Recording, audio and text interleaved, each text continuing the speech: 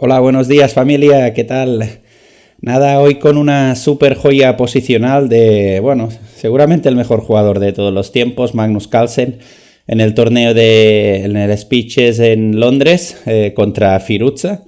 Yo creo que esta partida demuestra un poco la diferencia entre lo que es un super jugador de élite y lo que es simplemente el mejor, ¿no?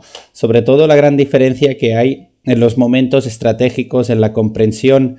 Bueno, gran diferencia. Estoy hablando de gran diferencia al nivel que estamos hablando, ¿vale? Son minúsculas las ideas o las diferencias que hay entre ellos, pero se nota la comprensión tan profunda que tiene Magnus del ajedrez. Sobre todo en el juego posicional, en el juego también más tranquilo y en la comprensión de las debilidades y cómo aprovecharlas en sus rivales. Bueno, esta partida además nos dará una idea interesante de cómo jugar contra la defensa nimzo-india. De hecho, me hizo mucha gracia esta partida porque cuando la vi y tuve la suerte de estar viéndola en directo, allí pensad que además, bueno, todo lo hacen un poco como un show ya, ¿no? En estos torneos de ajedrez más rápido, donde hay un montón de público, gente aplaudiendo, la verdad que es todo un festival y ellos jugando desde el ordenador, bueno, in situ, ¿no? En la sala de juego.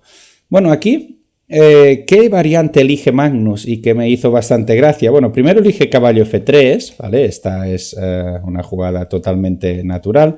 Yo aquí, por ejemplo, con negras me gusta B6. Sabéis que la nimzo-india es una variante de mis preferidas, de principal repertorio que tengo. Y aquí, por ejemplo, con alfil G5 se suele jugar estas posiciones que son bastante locas y que os recomiendo que miréis, ¿vale? Que son hasta caballo E4, dama C2, se suele cambiar en C3, alfil B7 y también hay F5. Y el blanco busca un D5 rápido y la verdad que son partidas bastante locas, ¿vale? Pero si estáis bien preparados, creo que el negro tiene una posición bastante correcta. Bueno, ¿qué pasó aquí tras enroque? Que elige la variante alfil D2. Y claro, me hizo bastante gracia porque esta variante, yo incluso sin caballo F3, la he recomendado a varios de mis alumnos. Es una variante súper tranquila para que tengas una partida posicional y sin tampoco tener que estudiar muchísimo. Es una línea muy interesante. La idea es muy básica. La idea es simplemente quiero jugar con E3, sacar piezas, enrocarme y sobre todo que no me empeores la estructura de peones en C3. Es cierto que, por ejemplo, puede parecer algo inofensivo jugar de esta manera y que, por ejemplo, si te comen y ahora juegas caballo E4, pero es que la idea es, única idea, no quiero que me empeores mi estructura, me quiero enrocar y después seguramente ya tendrás que tomar rápidamente en C3 porque si no incluso voy a esconder el alfil en E1, voy a quitar mi caballo de F3 para expulsarte y voy a tener ventaja en el flanco de dama. Por lo tanto, a partir de una idea muy tranquilita, pues me parece que el blanco está bastante bien. Además, las ideas de ataque a lo holandesa creo que no son muy peligrosas porque se va el caballo de E4 principalmente porque no quiere que te quedes con pareja. Y ahora, de aquí que el caballo llegue hasta F6 y entre de otra vez al ataque, el blanco va a poder buscar D5 para un poco interceptar la fuerza del alfil de B7 y caballo de 4, que es una idea muy normal y el alfil puede pasar para F3. Bueno, digamos que con 4 ideas podéis jugar esta variante, ¿vale? Si os juegan jugadas como C5, aparte que D5 puede existir, también es bastante normal incluso jugar con A3 o incluso jugar con peón por y después con A3, ¿vale? Posiciones además muy normales. Estas posiciones aprovechando que caballo 4 no está y el blanco simplemente va a jugar E3, dama C2, sacará el alfil, pondrá una torre en D1, se enrocará, el negro va a buscar B6, alfil B7, hay jugadores que van a reciclar o no el alfil y hay jugadores que van a buscar D5, hay jugadores que van a reciclar el alfil y van a jugar más una posición tipo erizo para que nos entendamos. Bueno, ya os he dicho, posiciones muy tranquilas y aquí Firuza elige D5. Una variante totalmente lógica y normal. De hecho, esto ya veis que estamos pasando a posiciones más de Ragozin, E3 y caballo BD7. No sé si aquí, tras dama B3, no sé si aquí Firuza eligió muy bien la variante. Creo que con dama B3, que es buena, creo que Firuza debería haber jugado ya directamente C5. Y la ventaja es que la dama en B3 no termina de estar muy bien, porque primero que está a golpe de algún C4, fijaros que por ejemplo si tomamos, el C4 puede llegar en cualquier momento, tras el cambio incluso, y C4 y caballo 4.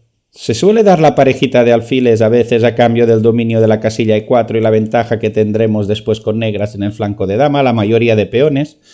Y también porque el caballo en F3, os estoy explicando sutilezas que son importantes, el caballo en F3 a veces pues molesta a planes, sobre todo si te han cerrado con C4, tipo F3, E4, porque el blanco lo que quiere es expandir su centro de peones.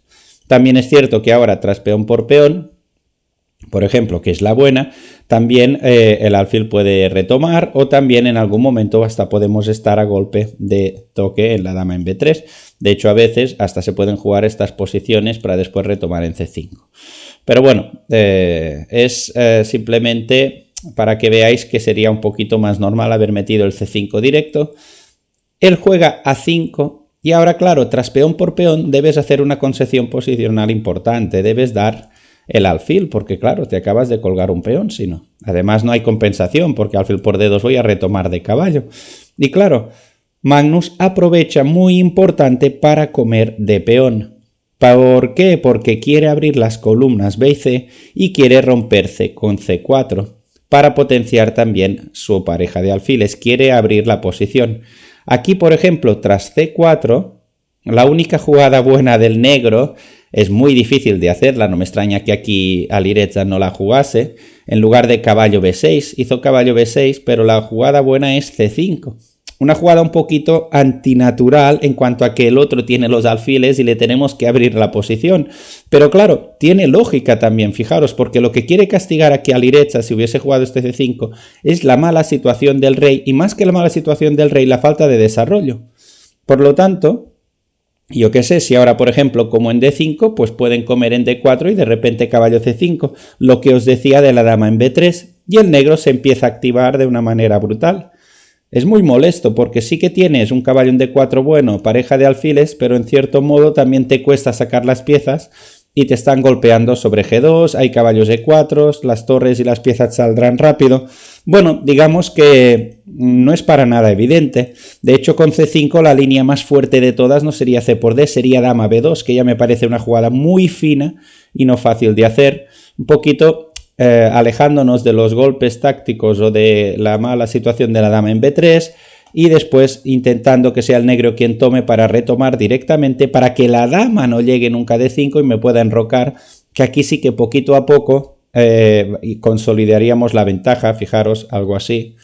Aquí sí consolidaríamos la ventaja porque tendríamos pareja de alfiles, una posición de estructuras desequilibradas, algo que favorece normalmente bastante a los alfiles, y creo que aquí sí que Magnus tendría clara ventaja. Y estas posiciones con Magnus, con el rey del ajedrez posicional, pues directamente es una tortura. Le jugó caballo B6 y Magnus come. Y Firouzja, fijaros qué bien, pero después comprende el ajedrez dinámico Firouzja. Aquí sí que están al mismo nivel, sin ninguna duda, incluso según qué posiciones, Alireza incluso podría estar por encima. Pero claro, es que Magnus es tan completo en todas las fases del juego que no es suficiente esta parte, digamos, tan dinámica de Alireza. Con otros jugadores le puede funcionar, con Magnus para Magnus no le da. Alfil E2, fijaros ahora Magnus cómo consolidará su ventaja de centro y de pareja de alfiles. A4, dama A3, buena. Empieza a pensar de manera obsesiva en no quiero que me juegues C5 nunca. Dama por, fijaros, torre C1, no quiero que me juegues C5 nunca. Es su única obsesión. E incluso a sabiendas de que incluso le pueden regalar material, porque después las piezas negras y la torre en C8 recuperaría bastante rápido y podría ser que simplemente habiéndote enrocado previamente o antes, digamos, del torre C1, de repente C5 y el negro ya no está tan mal.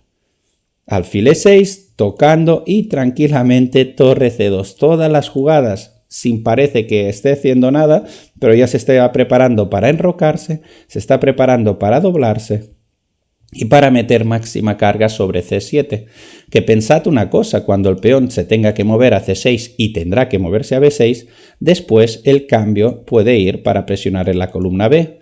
Y cuando el peón vuelve a meterse en B5, después puedo volver a la columna C poquito a poco, te voy a ir trabajando y te machaco sobre el peón de C6, que ese sí que ya no va a tener vuelta atrás, va a sufrir toda la partida.